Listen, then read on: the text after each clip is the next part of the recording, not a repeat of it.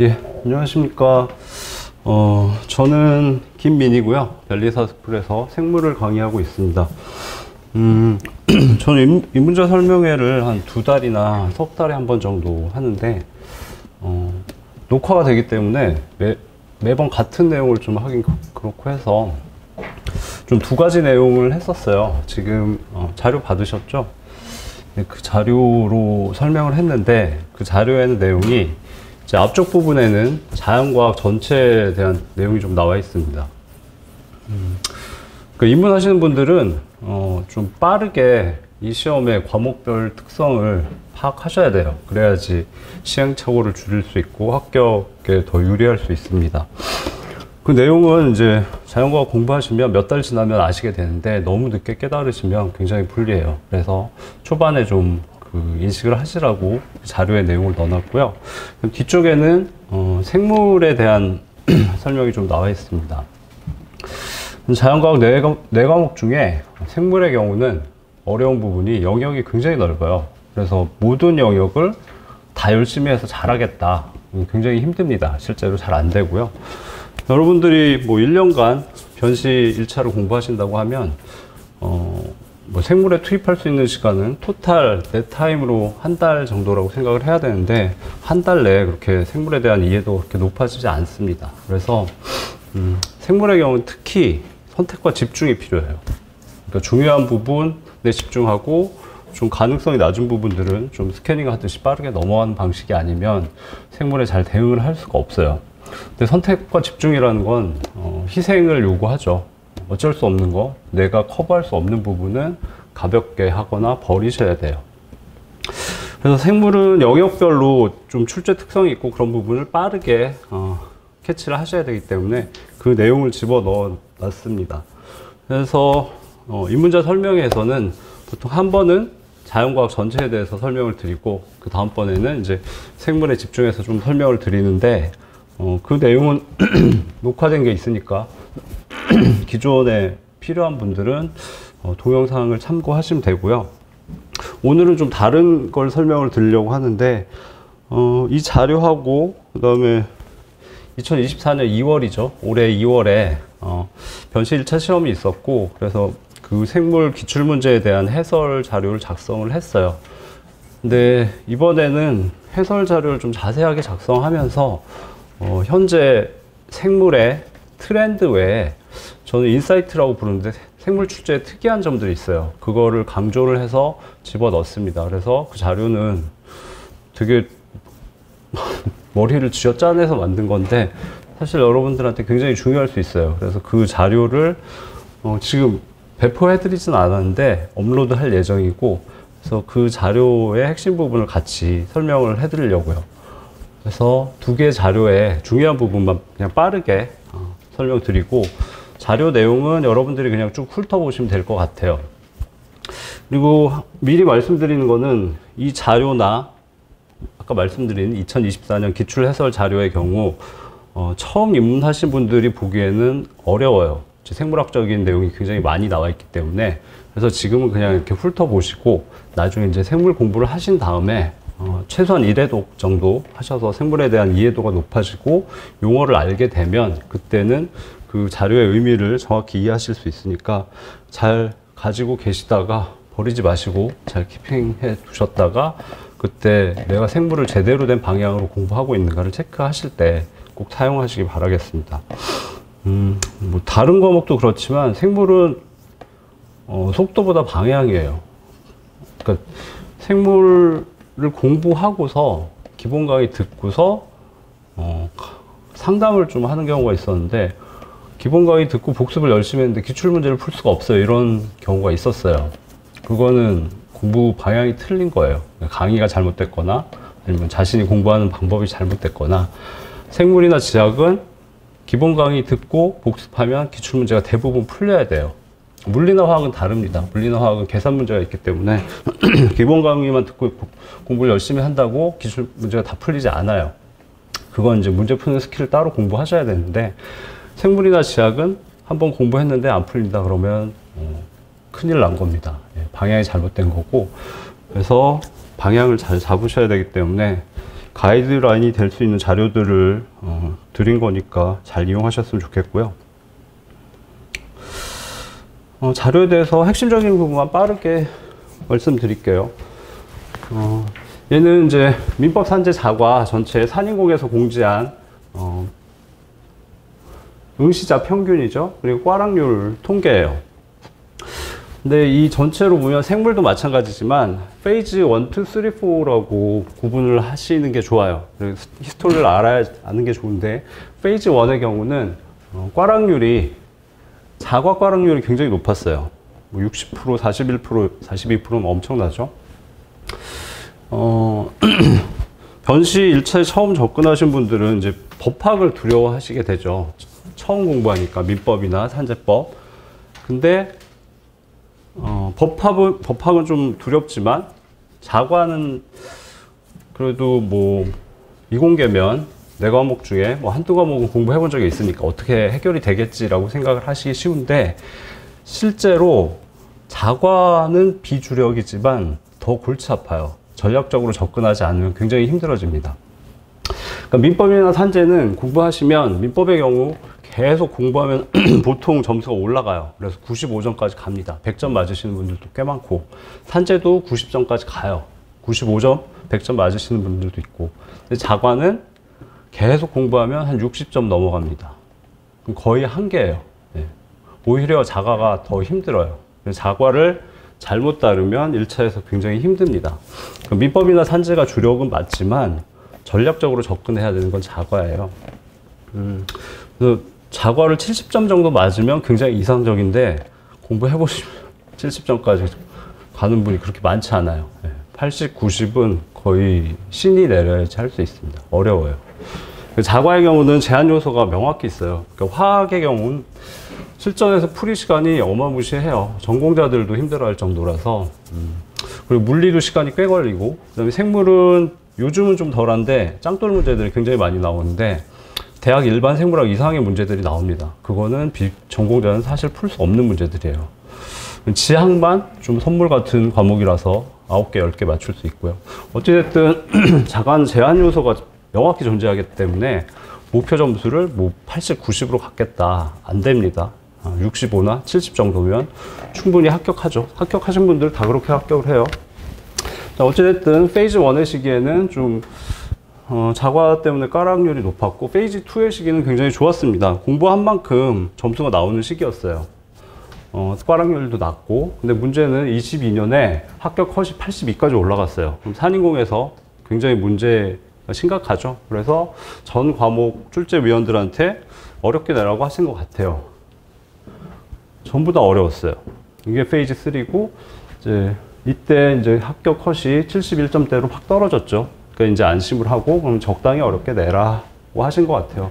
그래서 페이즈 4, 2024년은 좀 그렇게 어렵진 않았습니다. 그래서 히스토리 잠깐 보시고, 그 다음에 페이즈 1, 2, 3, 4로 가면서 지금같이 보시면, 페이즈 1에서 2로 갈 때는 쉬워졌기 때문에 합격 컷이 8점 올라갔고, 다시 3로 갈 때 8점 내려갔고, 지금 6점이 올라간 상태네요. 자과도 7점, 마이너스 8점, 3점이 올라간 상태고요. 그 다음에 이 자료는 좀 귀중한 자료예요. 산인공에서는 매년 민법, 산재, 자과에 대해서 응시자 평균은 공지를 합니다. 근데 응시자 평균은 맞으면 떨어질 거 아니에요. 이 시험 3,000 몇백 명이 보는데 600명이 붙고 다 떨어집니다. 대부분 떨어지는 시험이죠. 그래서 항상 궁금한 게 합격자의 평균이죠. 합격자의 평균을 기준으로 해서 그걸 달성할 수 있으면 좀 안정적으로 합격을 하겠죠. 근데 합격자 평균은 한 번도 공지한 적이 없어요. 딱 한 번, 2016년이죠. 이게 2016년인데 딱 한 번 되게 상세한 통계 자료를 공지를 했어요. 그래서 그걸 정리를 했습니다. 그 중에 핵심을. 몇 개월 후에 그 공지를 삭제해 버렸어요. 그리고 다시는 합격자 평균을 공지하지 않습니다. 그래서 변시 합격자 평균을 알 수 있는 데이터는 이거밖에 없어요. 그래서 한번 봐두시는 게 좋고, 보시면 합격자 평균이니까 컷보다도 높겠죠. 이걸 받을 수 있으면 거의 확실하게 합격하실 수 있는 거고, 페이즈 1의 시기였어요. 조금 이제 자과들이 어렵고 조금 어려웠던 시기죠. 그래서 산재는 85, 민법은 89, 자연과학은 66 정도로 보시면 되겠죠. 이 시기에 이 정도 맞았으면 훌륭하게 합격을 했겠죠. 그래서 제가 관심이 있는 거는 자연과학 합격자들은 평균 몇 점을 받을까. 이때 66점이었는데 8점이 올라갔으니까 페이즈 2의 시기에는 70점대 초반이 됐겠죠. 페이즈 3에 어려워서 다시 그 정도 66 그 정도로 갔을 거고, 지금은 한 70점 정도 되지 않을까 싶습니다. 여러분들은 70점 정도를 목표로 하시는 게 맞다고 생각이 돼요. 현재 2024년과 유사하게 출제된다면. 그래서 보통 90, 60이면 사실 붙어요. 민법 산재 90, 자과 60. 예. 근데 70이면 안정적이죠. 근데 70 굉장히 힘듭니다. 나중에 보시면 주변에 70점 맞으면 우와라고 하시게 될 거예요. 그 다음에 말씀드렸듯이 자과가 비주력이에요. 그건 맞는데 여러분들은 민법과 산재에 집중을 하셔야 됩니다. 1차 시기에. 그래야 2차에서도 유리하고. 자과는 많은 시간을 들여서 공부하실 수 없어요. 그래서 훨씬 더 전략적으로 접근을 하셔야 되고, 어떤 특성이 있는지 미리 알고 공부를 하셔야 돼요. 그래서 그 내용들을 쭉 여기 써놓은 거고요. 아까 말씀드렸듯이 화학의 경우는 저 생물 강의하지만 원래 전공은 화학이에요. 저도 옛날에 변시 시험을 봐봤는데 화학은 한 7개, 8개 풀고 안 풀었어요. 지쳐가지고. 시간이 안 됩니다. 화학은 출제하시는 분들이 문제 푸는 시간을 고려 안 하고 출제한다고 생각하시면 돼요. 좀 사악한 출제 방법이긴 한데 좀 현재 어쩔 수 없는 상황이긴 하고, 그래서 목표를 정할 때 이제 화학 경우는 한 5개 정도 맞으면 괜찮다고 얘기를 해요. 이거 합격하신 분들도 대부분 그 정도 5개, 뭐 운 좋으면 6개죠. 물리는 화학보다 조금 더 맞을 수 있어요. 시간이 좀 더 짧기 때문에 한 7개 생각하실 수 있고, 생물은 어렵게 나오지 않으면 9개까지 보셔야 되고, 안 되면 8개까지 보셔야 됩니다. 지학은 웬만하면 10개 맞으셔야 되는데 운이 나쁘면 9개.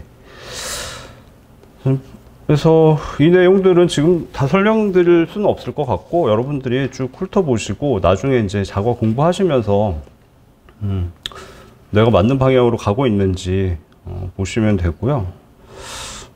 그 다음에 이거 그러니까 처음 공부하시는 분들이 이걸 실수를 하시더라고요. 실전에 이제 내년 2월에 시험을 보시면 실전에 자과 문제가 물리 10문제, 화학 10문제, 생물 10문제, 지학 10문제 이렇게 돼 있어요. 그럼 앞 페이지부터 푸시는 분들이 있어요. 그럼 안 됩니다. 정말 힘들어져요. 네. 그래서 이론 과목인 지학하고 생물을 먼저 푸셔야 돼요. 시간은 두 과목 합쳐서 60분 중에 15분 이내. 잘 하시는 분들은 10분 이내에 끊어요. 15분에서 12분 정도로 하실 수 있게 해야 돼요. 그다음에 물리도 이게 15분이라고 생각하면 물리는 한 20분, 25분. 그러면 뭐 20분이면 화학에도 25분밖에 투입 못하죠. 예. 이 순서로 푸시는 게 좋습니다. 저는 화학과였지만 화학을 맨 마지막에 풀었어요. 어차피 많이 못 풀기 때문에. 전공자도 계산 문제 스텝이 길면 줄일 수 있는 방법이 없어요. 써야 되거든요. 그 시간, 물리적인 시간이 단축이 잘 안 됩니다. 예. 그래서 실전에서 문제 푸는 거 순서 생각해 두시고요. 그 다음에 기출을 중요시하라고 말씀드리는데, 그러니까 이 시험의 요체가 뭐냐, 이 시험에서 어떤 문제가 나오고 어떤 부분을 집중해서 공부를 해야 되느냐를 사실 규정이 안 돼 있습니다. 시행령인가 하여튼 규정상으로는 대학 일반 생물학, 대학 일반 물리학, 일반 화학, 일반 생물학, 일반 지학에서 80%, 그 이상에서 20% 뭐 이렇게 돼 있지만 실제로 그걸 지킬 수도 없고, 그래서 명확하지 않아요. 근데 물리나 화학은 지금 있는 변식의 물리화학 교재를 보시면 내용 거기 다 있습니다. 그 안에서 나와요. 그 안에서 나와도 점수를 많이 못 받기 때문에 그 교재 밖의 내용을 내지 않습니다. 근데 계산 문제인데 스텝이 긴 것들이 많죠. 생물의 경우는 지학의 경우는 좀 안정적으로 나오기 때문에 열심히 하시면 되는데 생물의 경우는 그런 규칙이 잘 안 지켜져요. 그래서 말씀드렸듯이 대학 일반 생물학 이상도 나오고 중구난방이죠. 그래서 생물의 경우 특히 기출을 열심히 보셔야 돼요. 뭐 기본 강의 듣고 저는 바로 기출 문제를 뭐 한 10몇 년치 정도, 3회 정도는 풀어보시라고 말씀을 드려요. 5회나. 그리고 매핑을 하셔야 돼요. 머릿속에 생물은 어떤 영역에서 어느 정도 깊이까지 나오고 어떤 영역은 잘 안 나오더라. 이거를 자신이 외워야지 다음에 이제 2회독, 3회독을 할 때 교재를 제대로 보실 수가 있어요. 그 생물 교재를 전부 다 열심히 하실 수는 없습니다. 집중해야 되는 부분하고 빠르게 스캐닝해야 되는 부분을 자신이 알아야 돼요. 그걸 정해주는 건 가이드라인은 기출 문제밖에 없습니다. 그래서 기출을 많이 풀어보시고요. 그 다음에 이 뒷부분은 이제 생물 영역별 특성하고 출제 특성을 테이블로 정리를 했어요. 이거 너무 작아서 다시 큰 걸로 그림을 붙였고요. 말씀드렸듯이 생물은 기출 분석을 초반에 잘하는 게 굉장히 중요합니다. 그래야 제대로 공부할 수 있고, 그걸 위해서 이제 기출 문제들을 표시를 했고요. 이쪽은 생물의 영역이고 이쪽은 연도죠. 그리고 기출 문제들이고 제목을 붙여놨어요. 일부러 출제 의도를 고려해서 제목이 있어야 기억이 나거든요. 일부러 붙인 거고, 간단히 말씀드리면 이쪽 부분은 생물의 기본적인 거예요. 여기는 뭐 무조건 열심히 하셔야 돼요. 여기를 이해 못하면 뒤쪽을 제대로 공부 못 하시는 거니까. 여기 파란 부분은 광합성 세포우, 세포 분열, 그다음에 DNA 복제와 전사, 그다음에 번역 부분인데, 여기는 무조건 맞추셔야 되는 부분이에요. 좀 어렵지만 정해진 깊이에서만 나와요. 황당한 문제들이 나오지 않습니다. 그래서 핵심이 되는 뼈대 중심으로 공부를 하시면 기출문제 보시면 대부분 그런 유형이에요. 여기는 맞추셔야 돼요. 여기서 틀리면 힘들어집니다. 그럼 여기는 뭐 유전학 부분인데 여기는 좀 애매모호해요. 유전학은 물리나 화학 계산 문제하고 비슷해서 시간이 오래 걸리는 건 안 푸는 게 유리할 수 있습니다. 어려운 거는. 쉬운 건 풀고 어려운 거는 무리해서 푸시면 안 돼요. 과거에 이 가계도 같은 거는 2013년이었네요. 전공자 기준으로 한 5분 걸려요. 비전공자면 7, 8분에 한 얘기고, 생물하고 지학은 한 12분 내에 끊어야 되는데 전공자가 5분에 풀었다. 그럼 사실 손해죠. 전공자조차도. 물리화학을 풀 시간이 없습니다. 그래서 어려운 거는 그냥 체크해놓고 넘어가야 되는 영역이고, 여기는 이제 생명공학 기술 쪽 분자생물학이라고 부르는 부분인데, 여기는 좀 애매해요. 왜냐하면 분자생물학의 기법이 수백 가지예요. 어디서 나올지 모르는데 현재까지는 좀 안정적으로 나오고 있습니다. 중요한 기법만 출제가 됐어요. 그래서 현재는 가능하면 맞춰야 되는 상황이에요. 이쪽은 연두색으로 되어 있는 건 인체 생리학 부분인데, 여기는 방어입니다. 여기는 뭐 무조건 커버해서 맞추겠다. 안 됩니다. 인체 생리학은 생물 중에서도 독립적으로 공부할 수 있을 만큼 양이 많아요. 근데 여기는 출제 경향을 분석을 해보면 분석할 수가 없어요. 경향성이 없어요. 굉장히 쉬운 문제도 나오고 황당할 정도로 어려운 문제도 나오고, 여기서 집중적으로 나오는데 중요한 부분이 안 나오기도 하고, 그래서 앞으로 뭐가 나올지 저도 모르겠습니다. 여기는 방어예요. 그래서 기출문제 수준 그리고 기본이 되는 부분 공부하셔서 방어를 해야지, 여기에 너무 집중하시는 건 그렇게 좋지 않습니다. 그다음 여기는 진화 분류 부분, 노란색은 대부분 쉬워요. 무조건 맞추셔야 돼요. 이 설명은 다 뒤에 있어요. 한 5, 6페이지에 쭉 써놨기 때문에 나중에 보시면 되고, 근데 여기 회색 부분은 분류학에 해당이 됩니다. 근데 분류학은 또 골치 아파요. 분류학은 지구상에는 한 200만 종의 생물이 존재하는데, 분류학으로 나누면, 대분류를 하면 공부할 게 나오고, 또 나누면 또 공부할 게 나오고, 또 나와요. 출제자조차도 어디까지 출제를 해야 될지 애매한 부분이에요. 그래서 공부를 잘 안 하세요. 하기도 힘들고 그냥 단순 암기에 해당돼서. 근데 문제는 최근 이 분류학이 동물 분류학 2개, 식물 분류학 2개가 나왔는데 빈도가 굉장히 높은 거예요. 그래서 좀 골치 아파졌고, 그래서 어떻게 대응할지는 이제 다른 자료에다 써놨습니다. 그다음 여기는 다시 말씀드리겠지만 생태와 환경 부분인데, 요 시점까지 2016년이네요. 여기는 10문제 정도가 출제가 됐는데 몇 시간 책 그냥 강의 안 들어도 책만 읽어봐도 맞출 수 있을 정도로 쉬운 문제들이었어요. 한 문제만 좀 어려웠고 정답률이 굉장히 높았겠죠. 그래서 그 이후에 이때 2년간 출제 안 되고 3년간 출제 안 되다가 여기 4문제가 나왔는데 여기 2문제는 질소순환이라는 부분이고 생태와 환경은 굉장히 쉬운데 그나마 어려운 이론을 찾으라면 질소순환이에요. 좀 어렵고 암기할 게 있어요. 그래서 어려운 게 2개가 나왔고 오점식물과 열대우림이라고 표시한 건 바이오음이라고 하는데 지구상의 생태계의 총합을 바이오음이라고 해요. 거기에 관련된 문제인데 생물학자들도 잘 공부 안 해요. 예. 그래서 좀 지역적인데 이걸 왜 2개나 출제했는지 모르겠습니다. 근데 이거를 해석해보면 옛날같이 쉬운 문제는 이제 내지 않겠다라는 뜻일 가능성이 높죠. 그래서 가장 까다로운 걸 출제하거나 좀 지역적인 걸 출제해서 정답률을 낮추겠다는 의도가 보여요. 그러니까 여기 공부하실 때는 기존처럼 공부하시면 안 되고 까다로운 거나 아니면 지역적인 것까지 챙기셔야 되는 거죠. 마지막으로 생물의 경우는 시사성 있는 문제들이 나옵니다. 저는 시사성 테마라고 부르는데 얘는 기본 교재에 없어도 출제가 돼요. 중요한 건 이제 위험한 질병이 돌았을 때 대표적인 게 코로나 바이러스죠.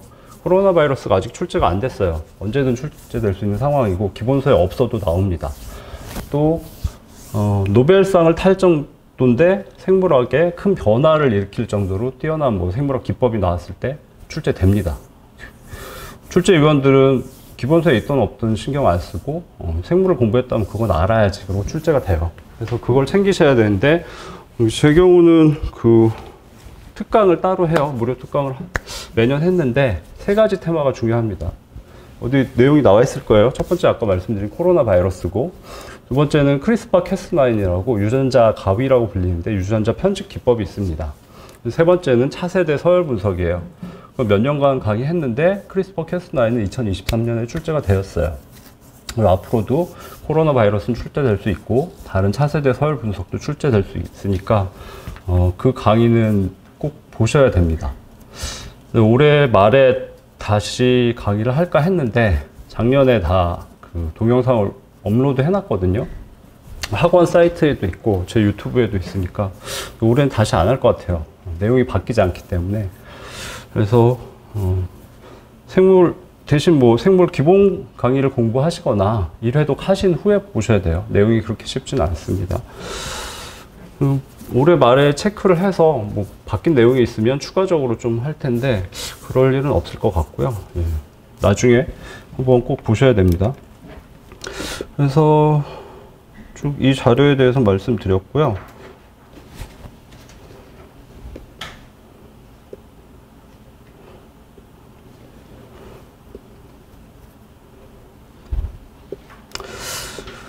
두 번째 자료는 배포해드리지는 않았고 자료 양이 많아서 이제 업로드를 할 테니까 파일로 다운받아서 보시면 되는데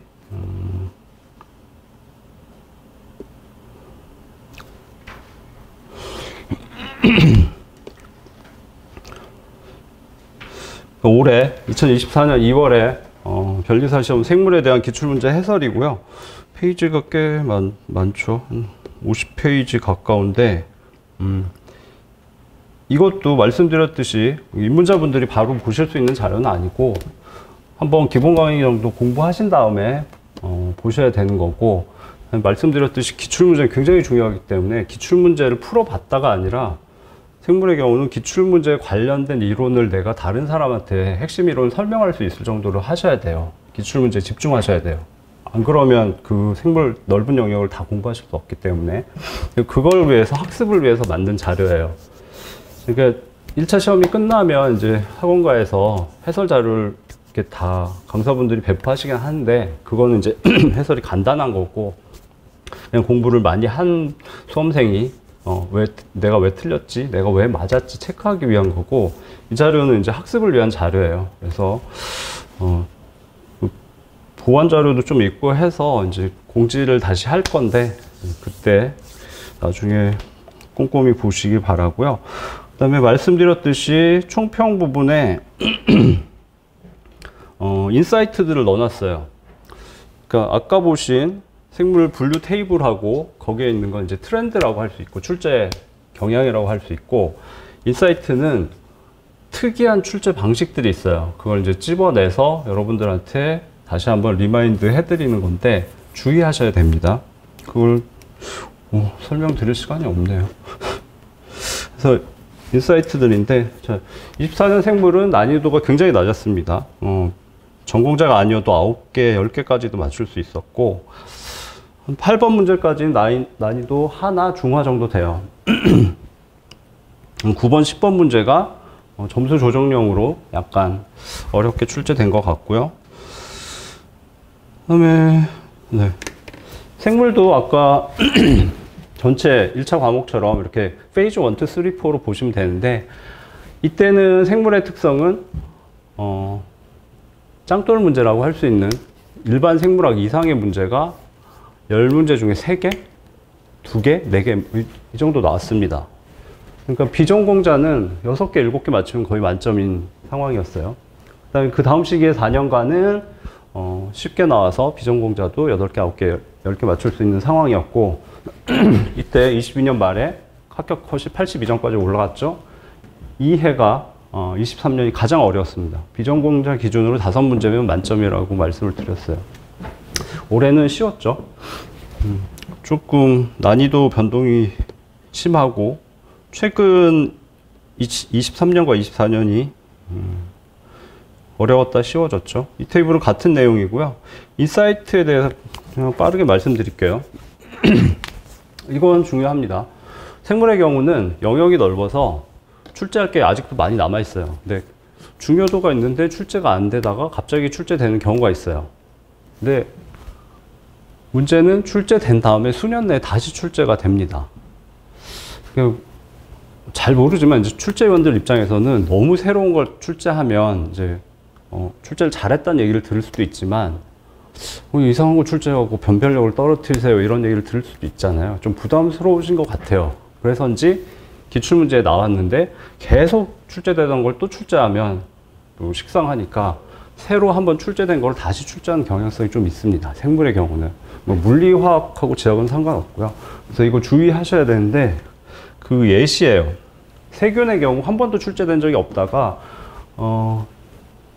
20년부터 21년, 22년 사이에 5문제가 출제가 됐어요.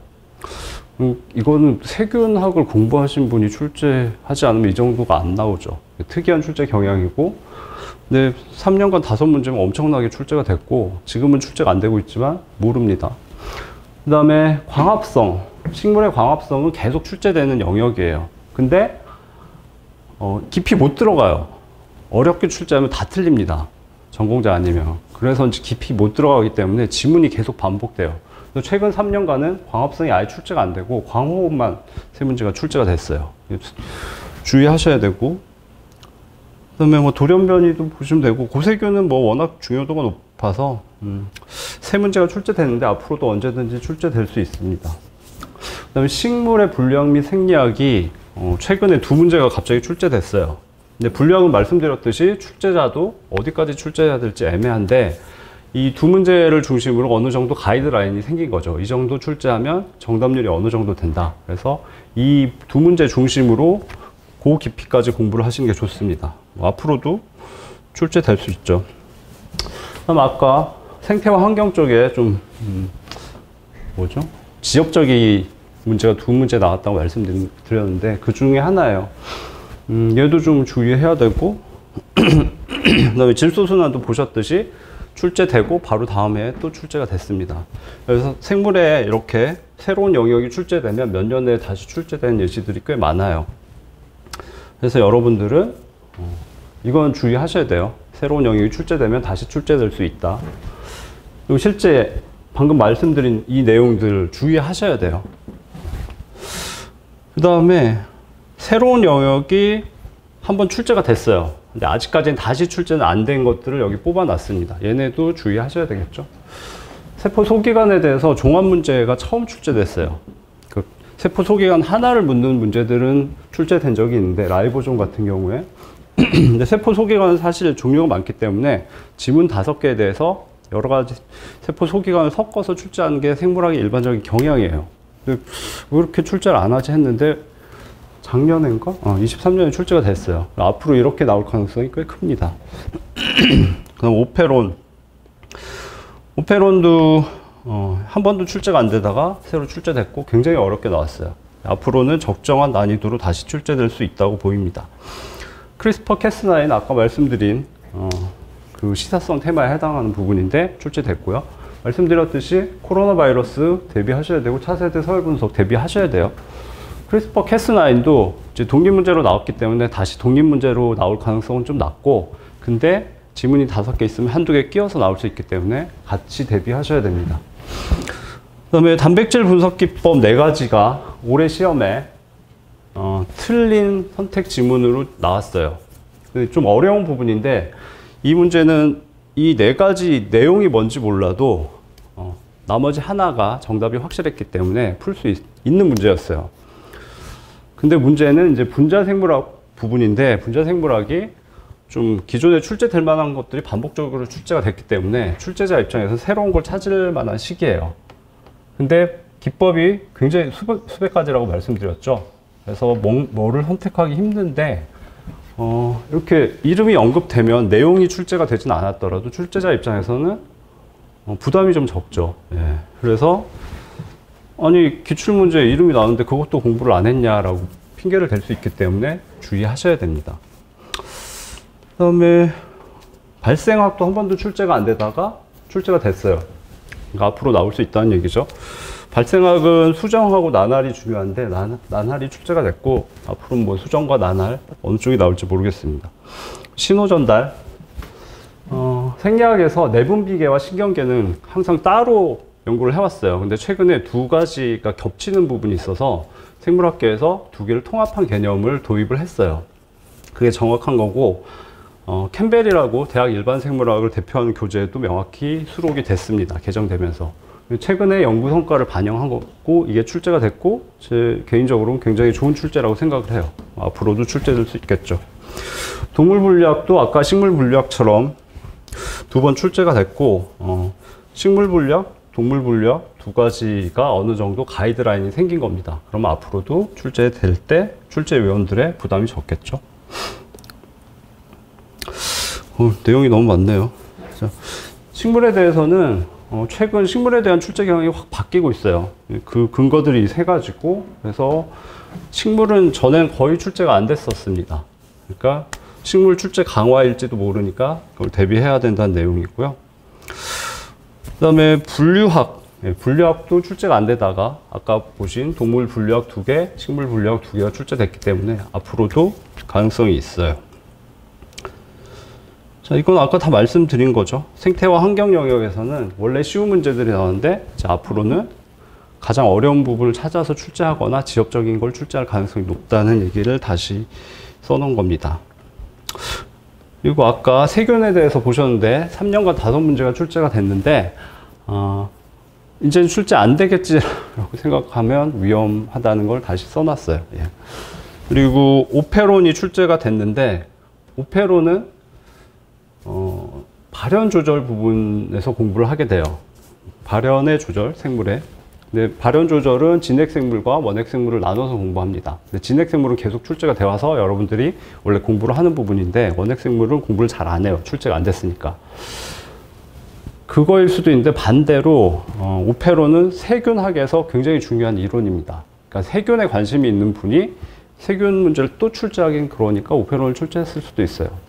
그러니까 어느 쪽인지 모릅니다. 저도 모르고. 그렇지만 2가지 가능성 다 대비를 해야 되는 상황이라고 말씀드리겠습니다. 이 부분이 인사이트고요. 이게 트렌드하고 다르게 이제 현재 특이한 부분을 찝어서 좀 뽑아 놓은 거고요. 나중에, 지금은 잘 모르실 거예요, 내용을. 근데 나중에 공부하시면 체크를 하셔야 돼요. 내가 이 부분 챙겼는가. 그러니까 어떤 시험이든 출제자의 입장에서 생각할 수 있으면 굉장히 유리하죠. 근데 그렇게까지 공부하시면 안 되고, 공부를 너무 많이 한 거고, 강의하는 입장에서 그 인사이트들을 뽑아서 말씀드린 거니까 나중에 공부하실 때 체크를 꼭 하시고 대비를 하시기 바라겠습니다. 오, 너무 길어졌네요.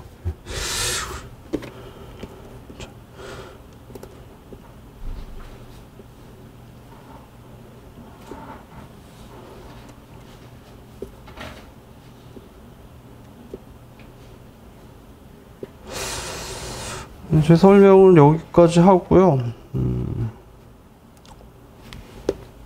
아까 자료의 끝부분을 말씀을 안 드렸는데.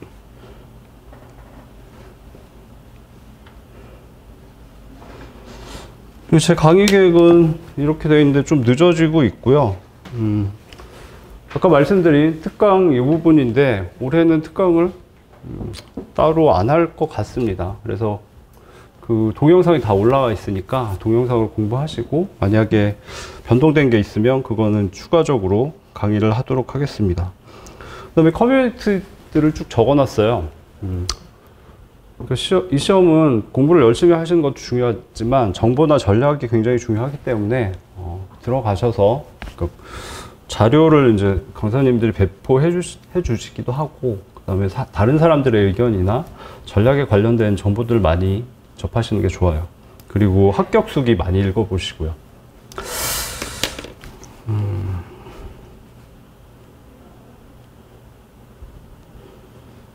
예, 제가 말씀드릴 부분은 다 말씀드린 것 같네요. 예상보다 너무 길어졌네요.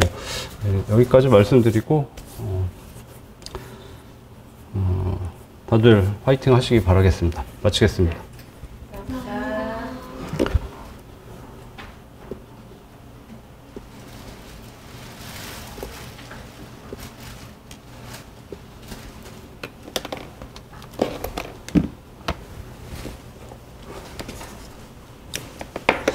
그리고 그 두 번째 자료 이제 업로드 한다는 거는 학원 사이트 그러니까 이 문제 설명회도 업로드 할 텐데 보완 자료도 있고 해서 아까 보신 커뮤니티 쪽에 들어가 계시면 그쪽에서 다시 다 배포를 할 거예요. 그래서 꼭 챙기시기 바라겠습니다.